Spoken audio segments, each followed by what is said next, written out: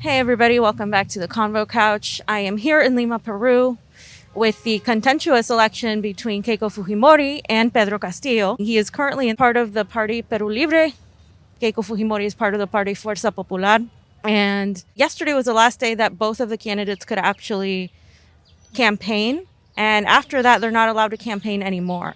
So, again, this has been a very contentious race because of the history of Keiko Fujimori's father, Alberto Fujimori, who was the dictator of Peru for years, following, of course, the ousting of the Shining Path from Lima, Peru. Now, there's a lot going on that I discovered today regarding Keiko Fujimori, regarding accusations that she has pending, as well as the fact that she is also thought to have been committing voter fraud, election fraud, actually with ballots that were already signed and pre-made and were pushed by people in her party. She has said to have bought out the soccer team.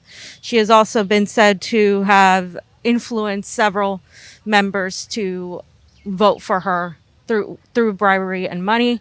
So that is what the latest that I've heard that in regards to Keiko Fujimori. Now, in regards to Pedro Castillo, there was an attack that, according to CNN in Espanol, it was pushed on him related to the Shining Path and that faction. However, people have come out saying that they feel like the attack was fabricated in order to push conspiracies against Pedro Castillo because of the threat of his winning. He is currently in the lead. However, the lead is still within the margin of error. The election is this Sunday. We really don't know much of what's going to happen, but I will say that a lot of people feel very divided. A lot of people feel how Americans felt when it was between Trump and Biden or Trump and Clinton.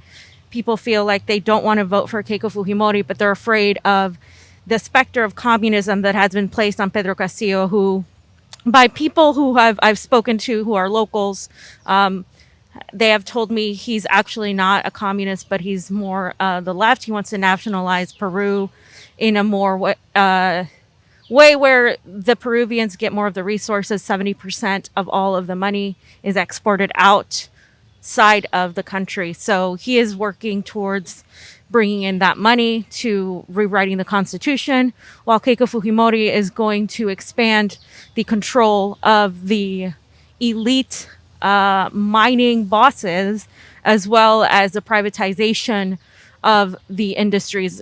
This is a very important election in regard to the resources, specifically lithium in Peru. Second to Bolivia and Mexico, Peru actually has large deposits of lithium, and that will also come into play regarding the election. And again, another thing I wanted to point out that I learned was that the elections in Lima are done via an electronic voting machine, and nobody has talked about thus far. I know that Medea Benjamin is here. I know that Code Pink is here. I know that other international observers are here, including some members from the DSA. However, I haven't heard anything in regard to the structure of elections here, specifically the electronic voting machines that are actually real and that actually I was surprised to hear are part of the vast majority of the schools where the voting takes place in Lima.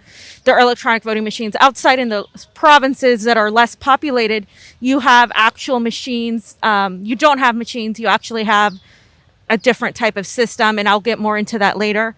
But I wanted to talk about that. And also, the all voters must vote on Sunday. They can't vote before.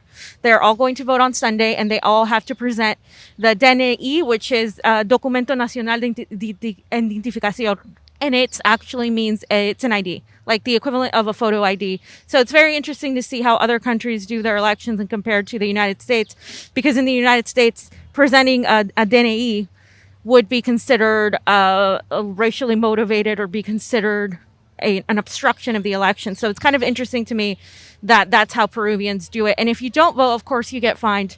So it's part of the whole thing. And I think it's important that we get to the bottom of the elections here, because like I said, I look at elections in a way where other people don't look at elections. I'm looking at the chain of custody. And one of the things one of the sources told me was that there was sometimes hard to control who filled out a ballot or not. There were reports that Keiko Fujimori had people fill out ballots for her before, and the elections are actually counted privately, meaning that neither the press nor anybody but the people from each party are allowed to look into the election. So it's very interesting, and I just wanted to give you guys an update.